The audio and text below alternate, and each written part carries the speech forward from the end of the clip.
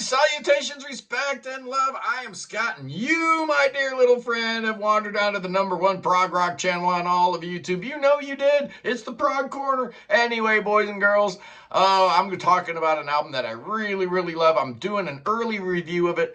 It actually doesn't come out until May 12th, but Jean-Pierre Louveton, better known as JPL, is having trouble with his pre-orders. So let's move some units. So I told him I would do an early review because I absolutely love him. And I'm in love with this new album. So let's talk a little bit about JPL and what the dealio is. Well, he is a French dude, the leader of a band called Nemo. They put out 9 albums.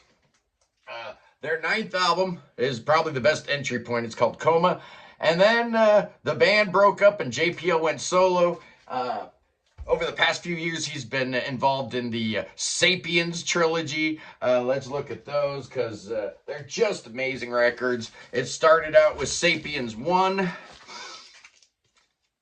One of the best albums I've ever heard. It was my album of the year for that year, whatever year that was, 2020, my bad. And then part 2. Oh, yes, with the great Stan Decker artwork.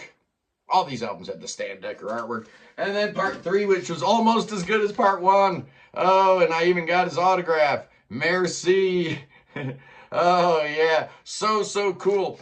But that leads us to this one. It's his 12th solo album. It's called Scriptum.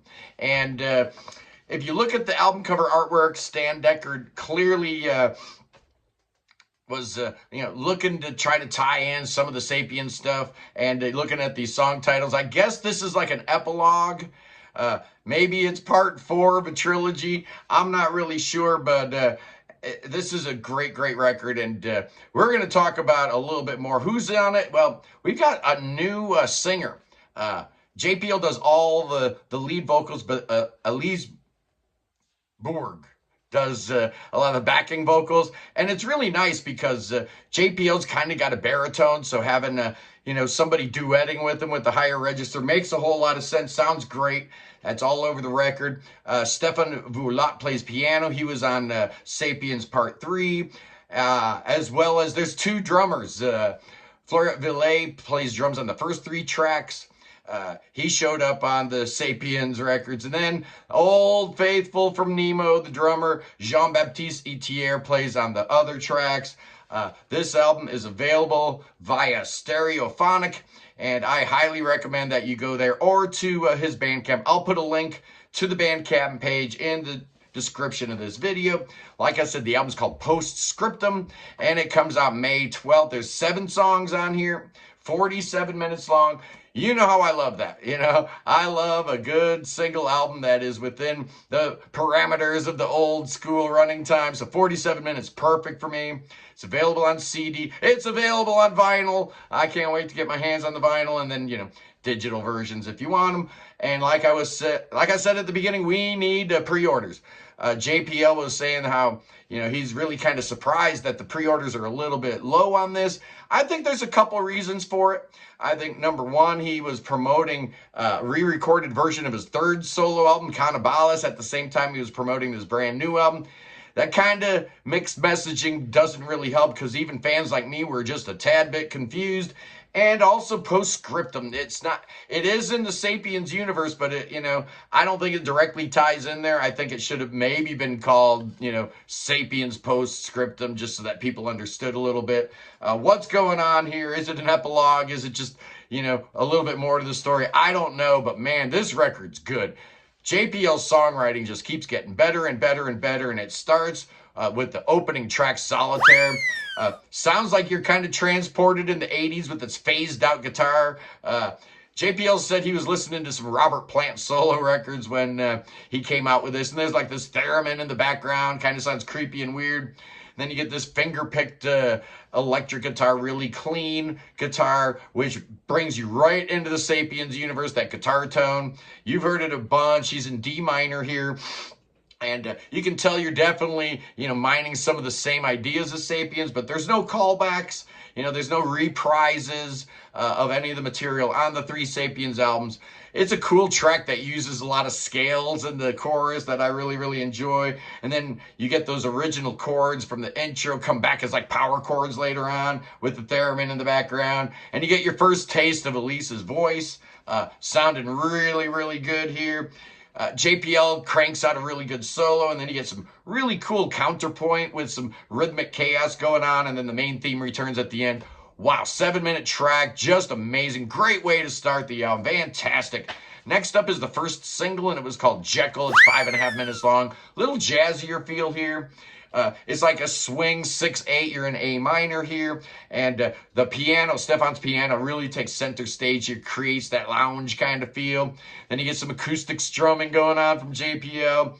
His voice sounds great, and I've always said that, if you want to feel cool at a red light, nothing's better than listening to some foreign language prog and getting people really confused. I love it. It gets kind of heavy at the 2:20 mark. Then you get another piano interlude. And then you get a rarity on a JPL album or even a Nemo album. You get a keyboard solo here. Not a lot of keyboard solos on any JPL's material, but he's actually playing the keyboards here. Sounding good song. Next up is, oh boy. It's in French, oh boy. I love it. This jamais rends. Something about I surrender. It's a 5-minute track, and it sounds for all the world like somebody exhumed Jimi Hendrix's body, put a Strat around his shoulder, and told him to start playing The Sky Cries Mary. Sounds so good. The band comes in, and Elise and JPL do a little duet. Oh yeah, you are in D minor here. You're going to notice you're in minor keys pretty much throughout here. It's kind of the JPL thing. It gets a little heavy, and then JPL, does his usual Guitar Hero histrionics here. His guitar tone, like I mentioned earlier, just fire, just amazing.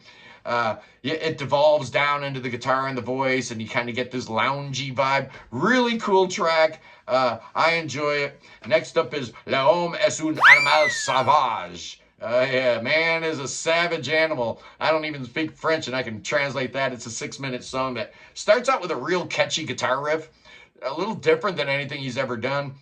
It gets doubled up on the Hammond. You think you're in E, but you're really in A there. You get a little brief come down section, and then you get like another cool guitar riff that starts the next section with like this bed of keys underneath that sounds great, and then a second guitar doing like this other riff on top. You get this really wild syncopated section that I enjoy. And then another riff comes up kind of announcing that the end of the song is near. And you get an excellent modulation at this point of the theme from A to B. So you're going up that whole step, and it's just a really cool trick. Not a lot of modulations and time signature changes, but when he does it right. Great song. But then, oh man, the home stretch is so good. The next song is called Puzzle. 7.5 minutes, and it is my favorite song on here. Kind of starts out with some chords, and then the bass guitar becomes prominent there. Then you get some clean guitar chords. You're in C minor. The singing comes in, and you kind of lose the tonic. You don't know where you're at. You're kind of shifting on a sea of tonicless greatness. And then the chorus hits. Oh! And then the chorus hit is one of the most beautiful things I've ever heard in my life. A little tear rolls down the eyeball when I hear how gorgeous this melody is. First time through is just JPL, and then Elise comes in later on subsequent choruses. And I think the thing that really makes that chorus stand out is it's a section where you're actually in a major key, a lot of major chords, so it gives it that brightness and kind of a little bit of light shining into JPL's doom and gloom. He's a gloomy guy, man. He doesn't seem like he smiles a whole lot. We're going to try to get him on the channel. I know his English isn't great, so we're working on that. We'll see what happens, but JPL then rips off a solo with the chorus chords being played behind. Just great. The chorus comes back, and then you've got this really cool sequence that goes from C minor to B flat to A flat to G7. That's a great chord progression, man. Play it along if you want to. It kind of, really steers you to that tonic, and it sounds so good because in the background you got like these sequenced keys going on and the tempo increases. It's really powerful. Puzzle. What a great song. I absolutely love it. The penultimate track, kind of you think it might be a little come down track. It is the shortest song on the album at 4 minutes and 55 seconds. Starts with the power riff though, so how is that a come down here in B minor? And then it's kind of metallic, mid-tempo thing. You do that riff in E minor then, and you got these like synth strings doing arpeggiated stabs, kind of making me think of Cheap Trick's The Dream Police. Awesome. The power riff comes back in E minor, and then the riffs kind of combine at the end. It's really cool, but that sets you up for the quasi-epic called Post-Scriptum.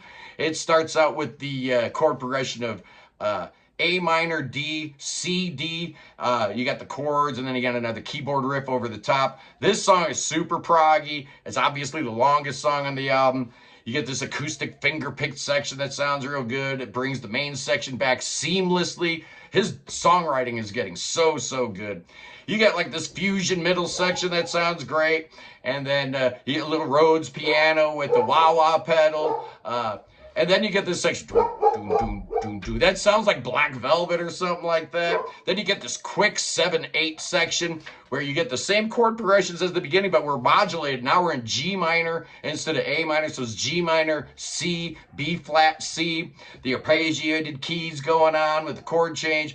And you get a little solo, and then it fades out. Why are you fading out? Now, actually, I like the fade out. It's actually pretty cool. I don't normally like fade outs, but it totally makes sense here. And then the album's over. So what's my score going to be, boys and girls? I'm giving this puppy a perfect score. It's 10 out of 10. Absolutely. It's absolutely amazing. I love it. Anyway, boys and girls, I'll see you soon. Sunday, we're going to be talking to Steve Babb from Glass Hammer. Oh, it's going to be amazing. And yes, I am trying to get Derek Schulman on the show. We're going to try to get him on this week. Anyway, a lot to look forward to. Exciting times in the Prog Corner, boys and girls. I'll see you soon. Peace.